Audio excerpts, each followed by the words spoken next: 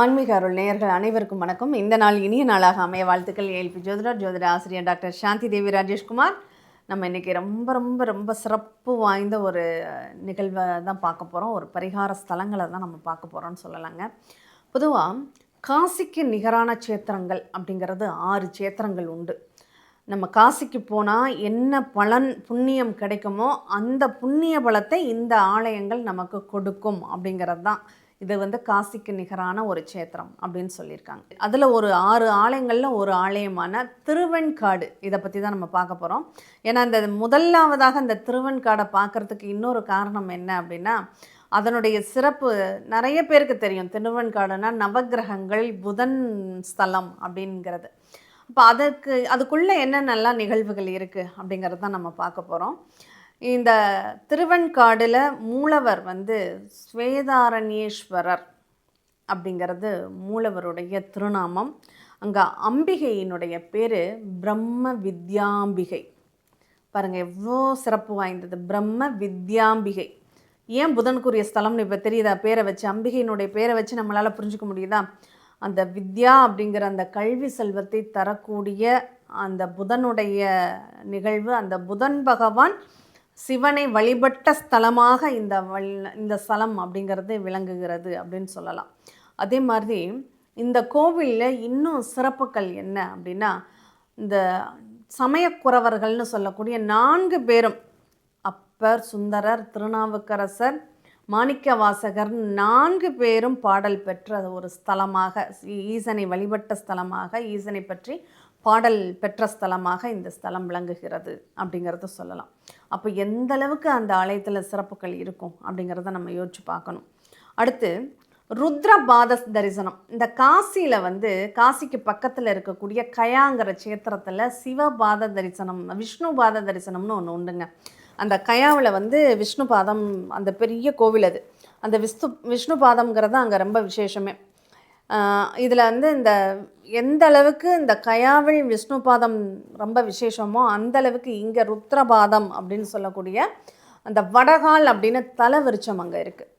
அங்கே இருக்கக்கூடிய தலவிருச்சங்கள் 3 மொத்தம். வடகால், கொன்றை, வில்வம் அப்படின்னு சொல்லக்கூடிய 3 தலவிருச்சங்கள். அதில் அந்த வடவாள்ங்கிற தலவிருச்சத்துக்கு கீழே இந்த ருத்ரபாதம். இந்த ருத்ரபாதத்தை வணங்குபவர்களுக்கு ஜென்மபாவ தோஷங்கள் நீங்கும் அப்படிங்கிறது இங்கே ஐதீகம்.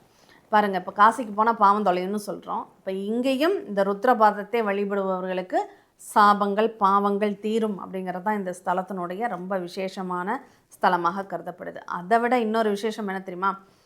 சிவன் தன்னுடைய 1008 அந்த ஆடல் கலையை இங்கே அழித்தவர் அப்படின்னு சொல்லலாம். ஆனந்த தாண்டவம் புரிந்த இடம் அப்படின்னு சொல்லலாம். இந்த ஆனந்த தாண்டவம் அப்படிங்கிறது அவ்வளோ சந்தோஷமாக அவர் நடனம் ஆடும்போது அந்த சந்தோஷத்தின் வெளிப்பாடாக, அந்த ஆனந்த தாண்டவத்தின் வெளிப்பாடாக அவர் 3 கண்களில், முக்கண்களிலிருந்து சிந்திய நீர் அங்கே 3 தீர்த்தங்களாக மாறியது அப்படின்னு சொல்லியிருக்காங்க. வலது கண் சூரியன், இடது கண் சந்திரன், நெற்றிக்கண் அக்னி. இந்த 3 கண்ணிலிருந்து அந்த சிதறிய அந்த துளிகளே அங்கே சூரிய தீர்த்தம், சந்திர தீர்த்தம், அக்னி தீர்த்தம்னு 3 தீர்த்தங்களாக அங்கே உருவானது அப்படிங்கிற ஒரு நிலை, அந்த ஒரு வரலாறு அங்கே உண்டு அப்படின்னு சொல்லலாம். இப்போ புதன் வழிபட்ட வித்தைகளுக்கெல்லாம் அதிபதி, கலைகளுக்கெல்லாம் அதிபதி, கல்விக்கு அதிபதியான புதன் பகவான் வழிபட்ட இந்த ஸ்தலத்தில் இந்த சூரிய சந்திர அக்னி தீர்த்தத்தின் இடையில் இருக்கக்கூடிய இந்த ஆனந்த தாண்டவம் புரிந்த மக்கள் சந்தோஷமாக, நிம்மதியாக, கவலைகள் நீங்கி, கஷ்டங்கள் தொலைஞ்சு ஆனந்தமாக வாழணும் அப்படிங்கிறதுக்காகவே ஆனந்த தாண்டவம் புரிந்த இடமாக இந்த இடம் இருக்கிறதுனால இது காசிக்கு நிகரான ஒரு ஸ்தலமாக, ருத்ரபாதத்தின் நிகழ்வாக காசிக்கு நிகரான ஒரு ஸ்தலமாக போற்றப்படுகிறது அப்படின்னு சொல்லலாங்க.